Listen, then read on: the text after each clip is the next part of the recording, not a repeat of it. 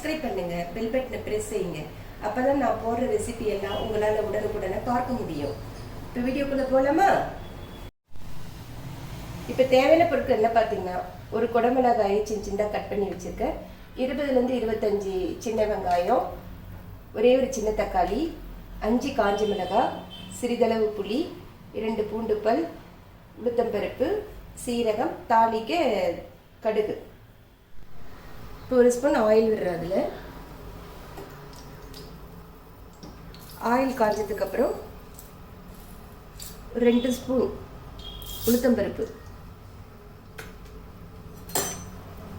உளுத்தம்பருப்பு பொன்னிறம் வர வரைக்கும் நல்லா வறுத்துக்கலாம்.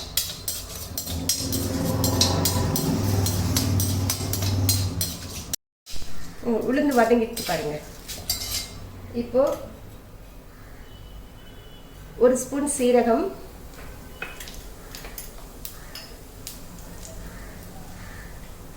2 பூண்டு, வரமிளகாய் ஒரு 6 இல்லை 5 காரத்துக்கு ஏற்றாப்புல சேர்த்துக்கோங்க. இது ஒரு நிமிஷம் ஒரு வதக்கிட்டு சின்ன வெங்காயம் வச்சிருக்கோம் இல்லைங்களா, அதையும் போட்டுருவோம்.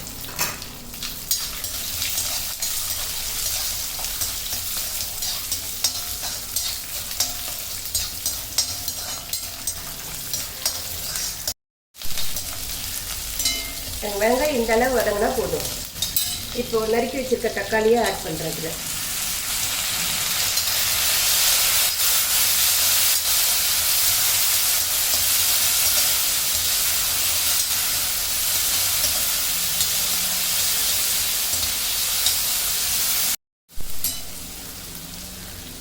இப்போ நறுக்கி வச்சிருக்க குடமிளகாய் இதில் சேர்த்துக்கிறோம்.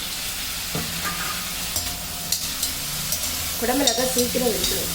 அதுக்கு சும்மா ஒரு வதக்கி விட்டுட்டு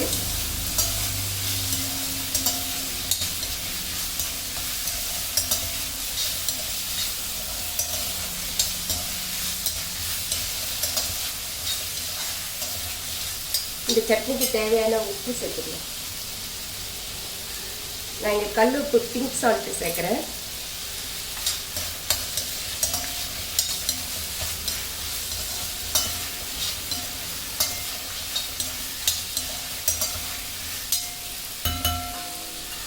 இது ஒரு மூடி போட்டு ஒரு 3 மினிட்ஸ் வேக விடலாம்.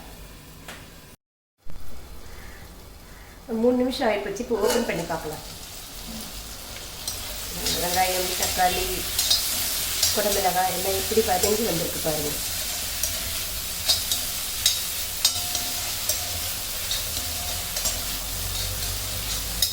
கேஸை நிறுத்திட்டு இது கூட கொஞ்சம் புளி எடுத்து வச்சுருந்தோம் இல்லைங்களா, அதையும் ஆட் பண்ணிவிட்டு இது ஒரு பிளேட்டுக்கு ட்ரான்ஸ்ஃபர் பண்ணிக்கலாம்.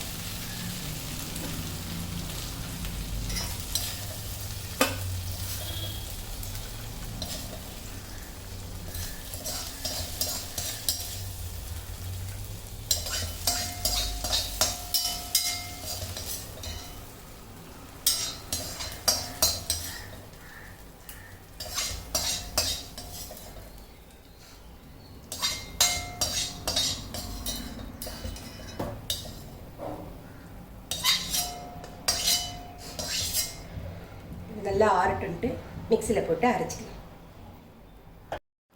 பாருங்கள், மிக்சியில் நல்லா அரைச்சி எடுத்துகிட்டு வந்துட்டோம். இந்த சட்னிக்கு ஒரு தாளிப்பு ஒன்று போட்டுடலாம். ஒரு சின்ன கடாயை வச்சுக்கலாம்.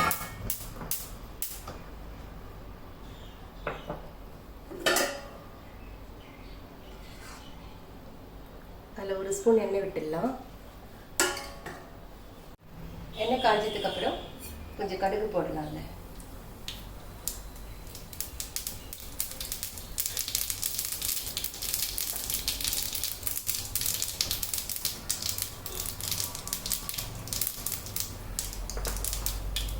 கடுகு பொரிஞ்ச உடனே எடுத்து சட்னி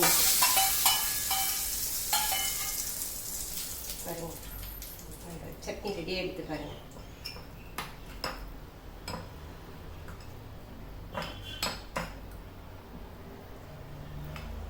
மிளகாய் சட்னி ரெடி. அவ்வளோதான்.